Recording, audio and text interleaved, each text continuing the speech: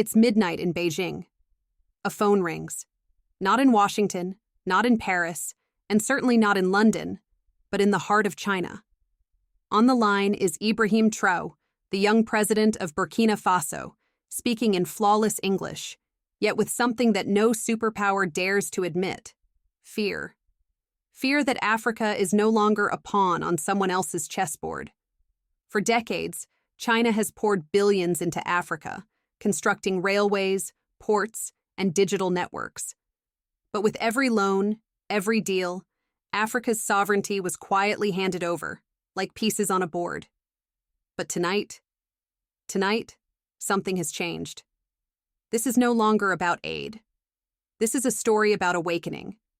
It's about Africa choosing to no longer bow to the chains of neo-colonial control.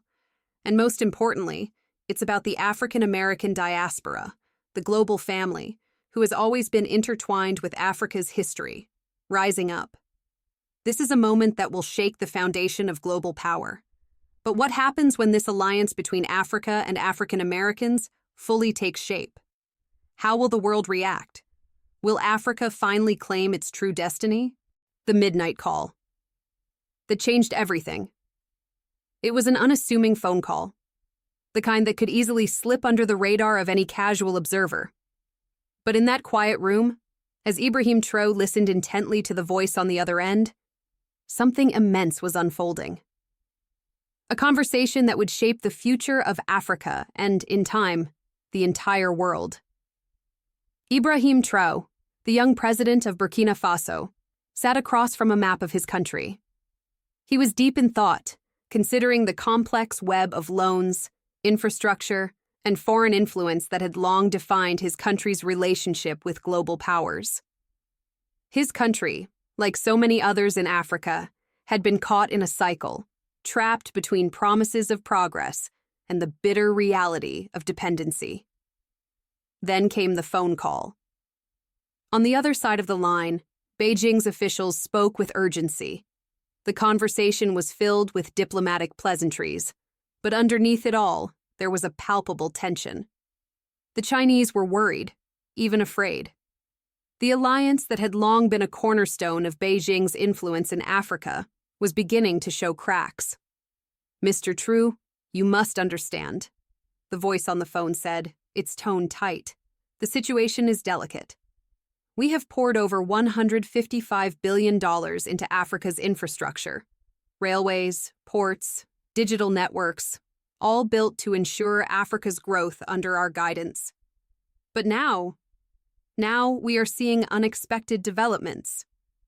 It wasn't the words that struck Ibrahim. It was the tone. A tone that betrayed fear. Africa, once seen as a continent of resources to be extracted and debts to be repaid, was now changing. The question that no one in Beijing dared to answer was simple. What happens when Africa decides to rise on its own terms?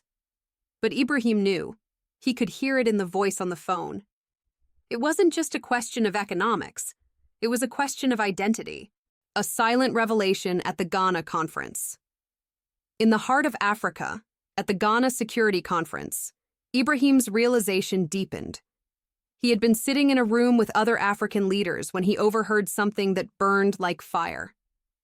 A Chinese official, believing no African ears were listening, dismissed the continent in a single remark.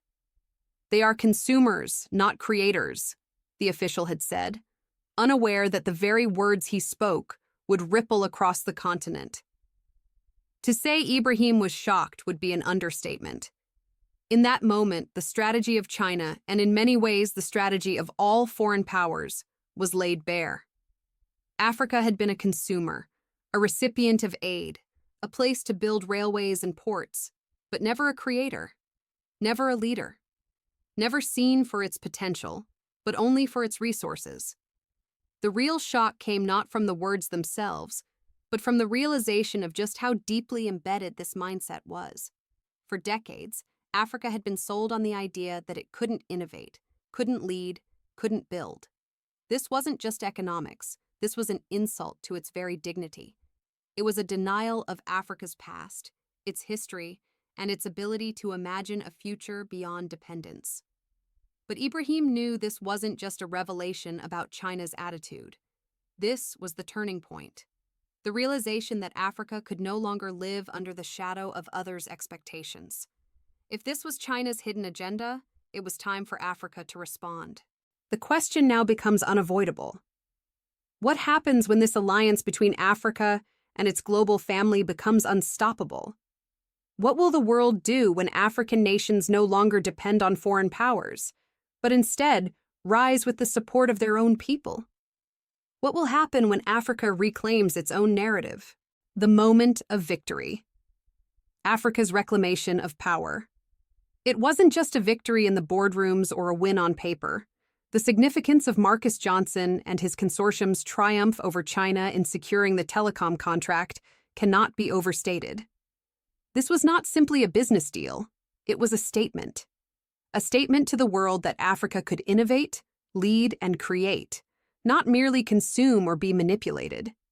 It was a rejection of the notion that the continent's future could only be shaped by foreign powers. For years, the African-American community had been seen as disconnected from Africa's development, their identity fractured by the legacy of slavery, diaspora, and colonialism. But now, the African-American diaspora was reasserting its place in Africa's future. This wasn't about charity, aid, or foreign intervention. It was about partnership, an equal standing between Africa and the global family that had long been denied. The tables had turned. For the first time, it wasn't Africa begging for aid. It was Africa leading, and the world was forced to take notice. The victory wasn't just symbolic. It was strategic. By gaining control of critical sectors like telecom, the African diaspora wasn't just winning contracts.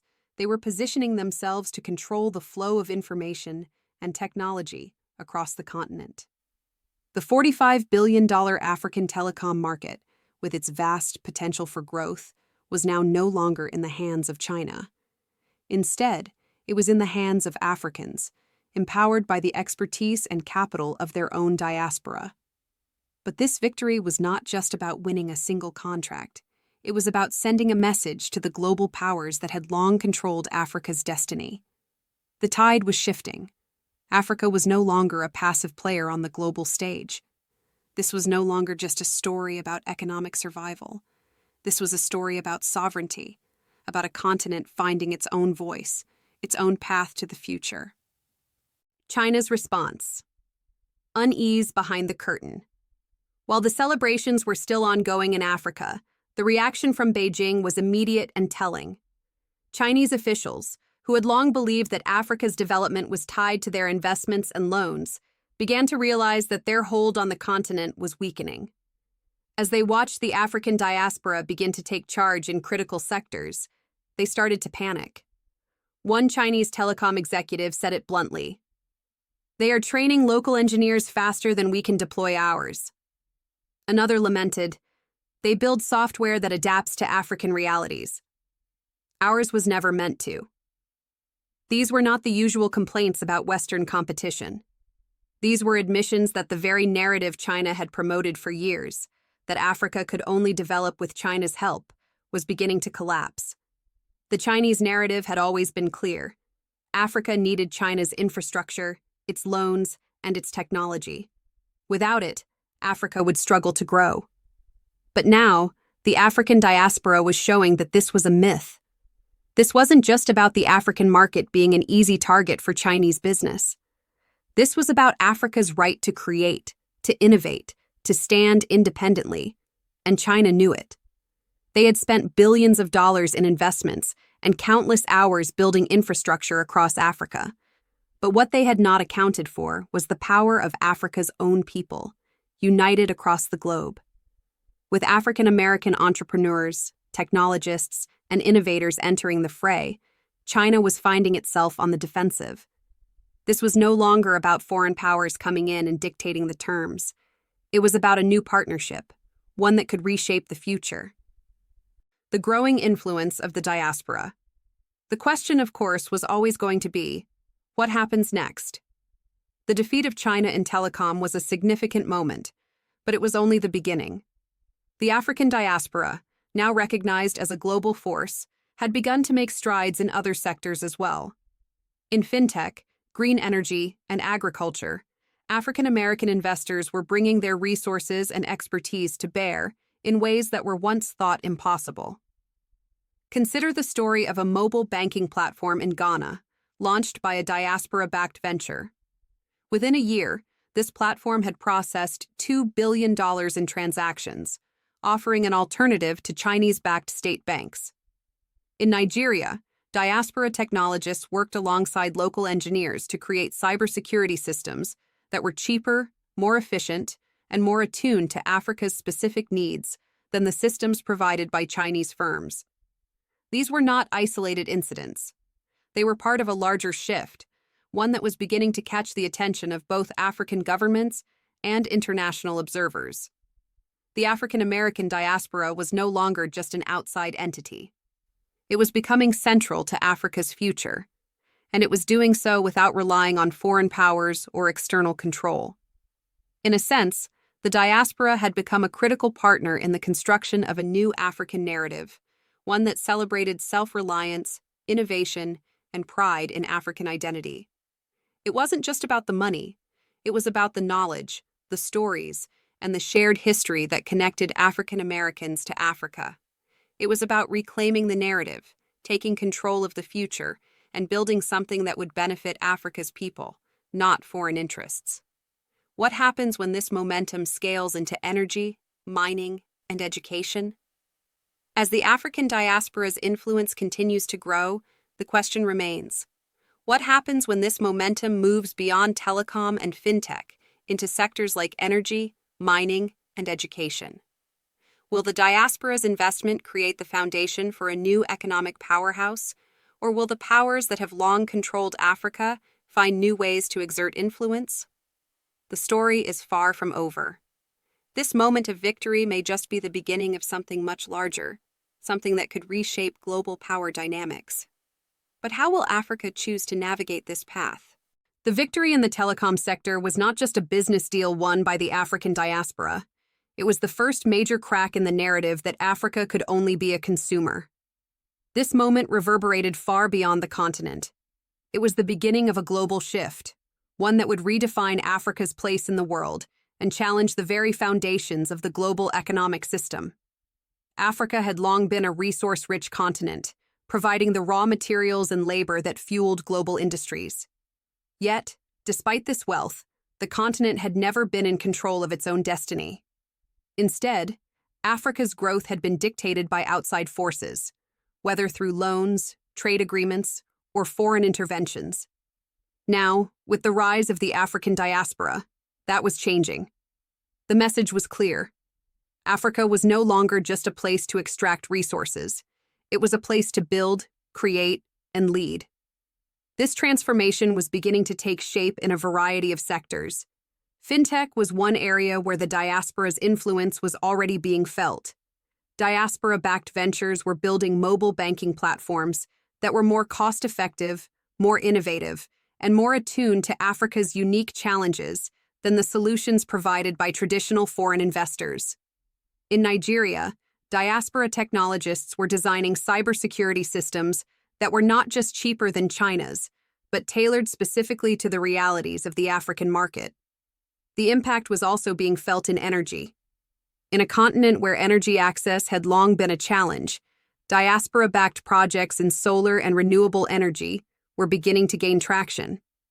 These projects, often funded by African-American investors, were not only providing a cleaner, more sustainable form of energy, but they were also creating jobs and boosting local economies. This wasn't just about profit, it was about empowerment, about providing African nations with the tools to create their own sustainable future. And in agriculture, another key sector, the African diaspora was beginning to make its mark. Diaspora farmers were introducing new technologies, improving crop yields, and helping to revolutionize Africa's agricultural practices. What was once an industry marked by inefficiency and dependency on foreign aid was now becoming a pillar of self-sufficiency and innovation. These shifts were not just about economic growth, they were about dignity. For too long, Africa had been viewed as a passive recipient of aid and investment. But now, with the backing of the diaspora, Africa was taking control of its own future. The rise of Africa's creative and entrepreneurial spirit was no longer something that could be ignored.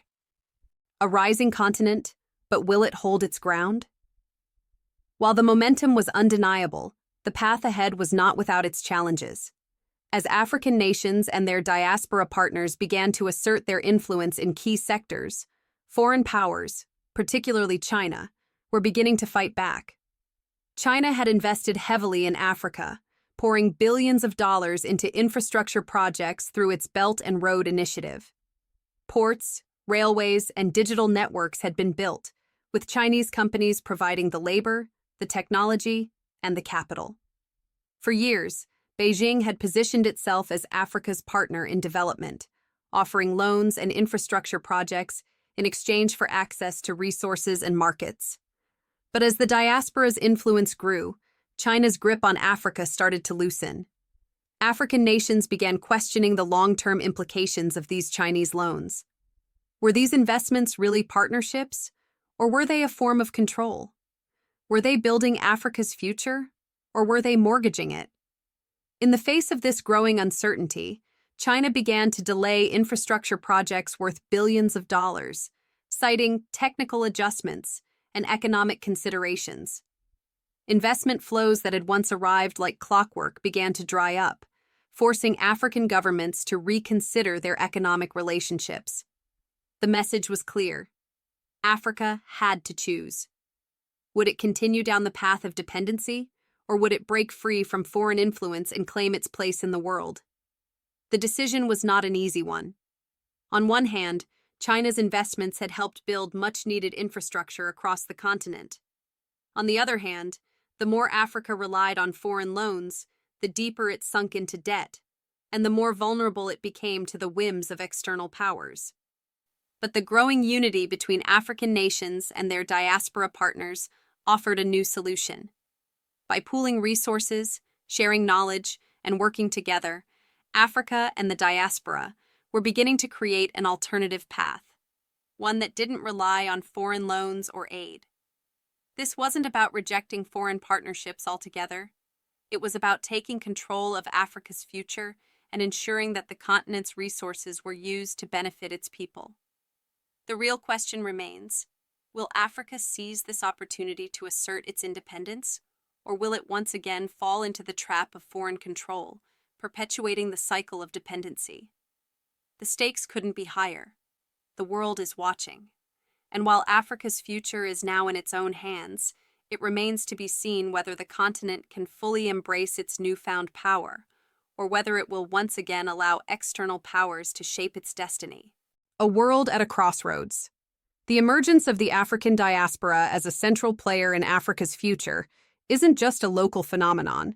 It's a global event that's shaking the status quo. The ramifications of this new partnership between Africa and its diaspora reach far beyond the borders of the continent and into the halls of power across the globe. Whether in Washington, Beijing, or Brussels, world leaders are watching closely, and they know something fundamental is changing. China, in particular, is paying attention. For decades, China has built its influence across Africa by leveraging its Belt and Road Initiative, flooding the continent with infrastructure investments and loans. These investments were initially hailed as mutual partnerships designed to boost Africa's growth. However, as the African diaspora begins to challenge China's dominance, Beijing's carefully laid strategy is beginning to unravel. China had always viewed Africa as a consumer, a place where it could extract resources and use cheap labor to build its own empire. But the rise of the African diaspora, with its economic clout and technological expertise, is forcing China to rethink its position. No longer can China claim that Africa needs its help to modernize. The diaspora's success is proving that Africa is capable of building its own future without relying on outside intervention. Yet the U.S. is also paying attention. The African-American community in the U.S. has long had ties to Africa, but those ties were often fragmented and disconnected. Now, however, The African diaspora is no longer just a distant observer. It is an active participant in reshaping Africa's destiny. With an annual purchasing power of more than $1.6 trillion, the economic potential of the African-American community is impossible to ignore. The American government, as well as U.S. corporations, have long been focused on Africa's natural resources, particularly oil, gas, and minerals. But with the growing influence of the African diaspora, there's a new shift in focus toward investment, innovation, and technology. African Americans are not just the consumers of African resources. They are now the creators, the investors, the entrepreneurs who are helping to build Africa's future. In this new global equation, the U.S. faces a critical question. How does it adapt to a world where Africa's destiny is no longer shaped by external forces, but by the people of Africa and their global family? It is a question that challenges long-standing economic policies and geopolitical strategies. A shift in narrative, Africa's own voice. The true power of the African diaspora's influence is not just economic. It's cultural, social, and narrative shifting. For years, Africa has been portrayed by external powers, whether through the lens of Western media or foreign aid organizations, as a passive recipient of help. This narrative has been deeply ingrained in the global consciousness. Africa is poor, it needs saving, it is a place of endless crisis. But with the rise of the diaspora's involvement in Africa's future, this narrative is being reclaimed. Africa is no longer a place to be saved. It is a place of innovation, empowerment, and opportunity. The African diaspora is not just sending remittances or providing charity. It is contributing to the empowerment of Africa in technology, education, energy, and business.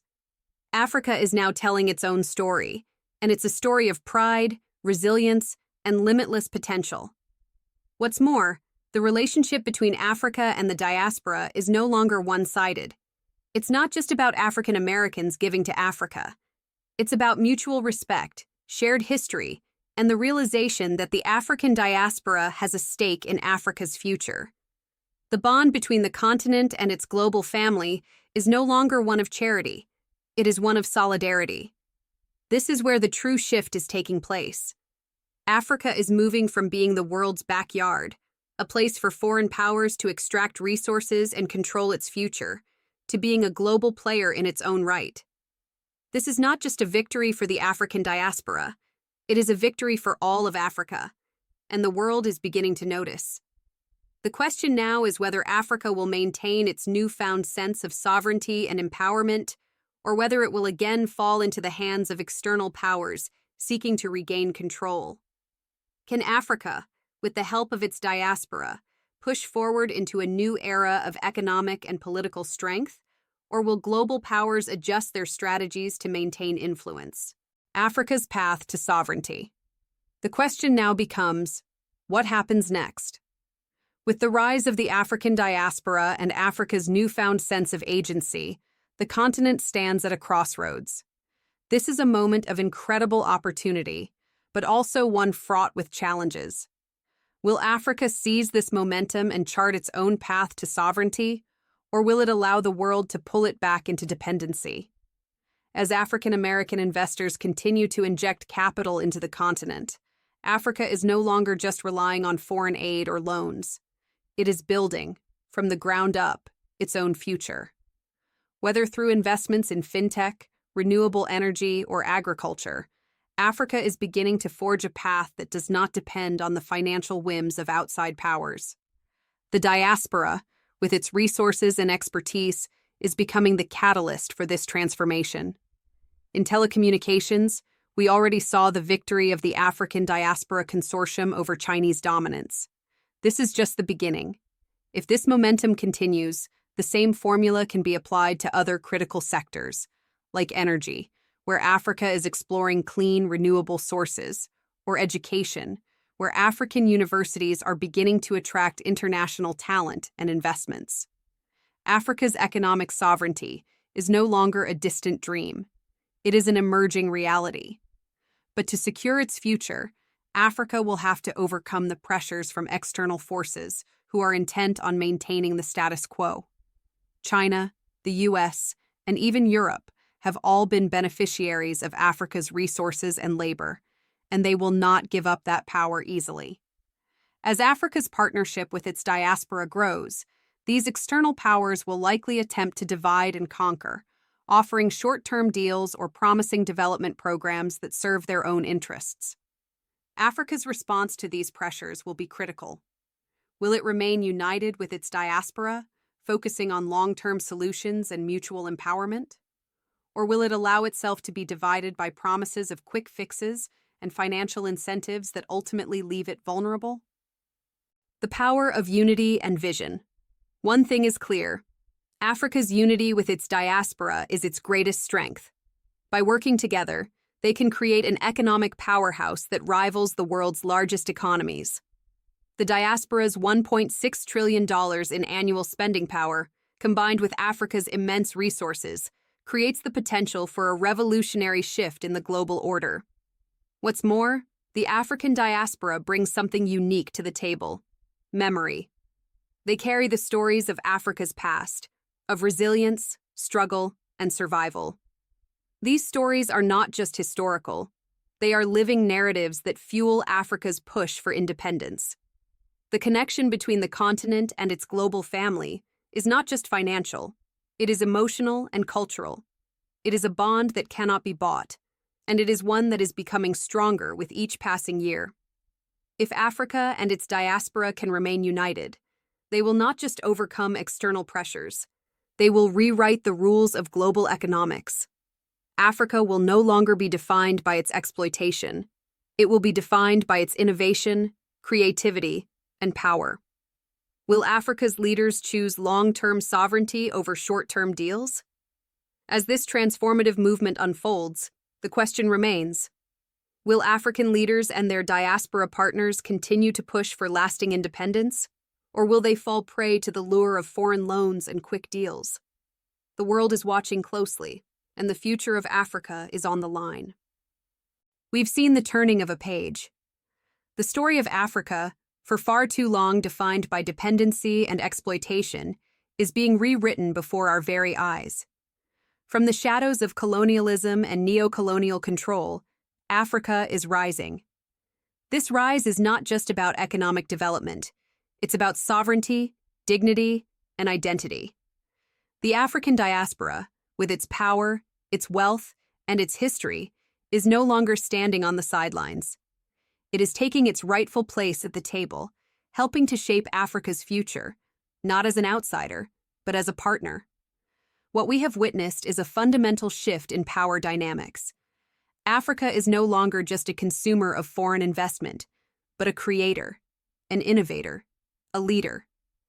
The African-American diaspora is a pivotal part of this transformation, bringing expertise, capital, and an unbreakable bond of shared history. This alliance is stronger than any contract, more enduring than any foreign loan. It is a bond of family, solidarity, and pride. The question now is, will Africa and its diaspora seize this moment? Will they continue to build, innovate, and collaborate?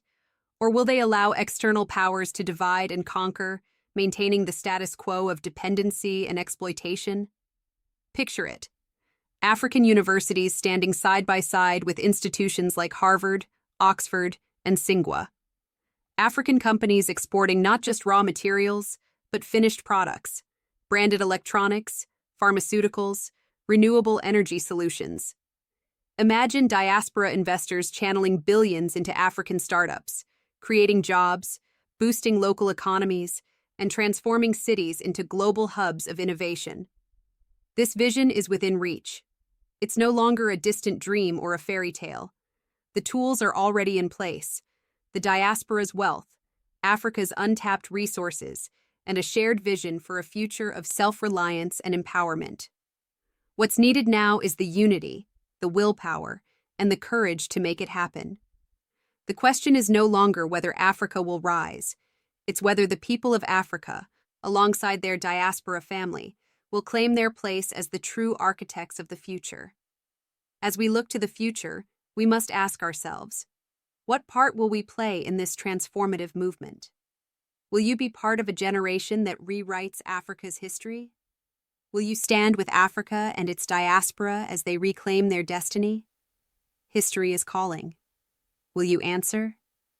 This isn't just a conversation, it's a movement. If you believe in the power of Africa and the diaspora coming together, share this video, leave a comment, and subscribe to stay part of the conversation. We are standing at the threshold of something historic. Let's make sure we walk through that door together. Remember to subscribe, because history is unfolding, and you don't want to miss what comes next.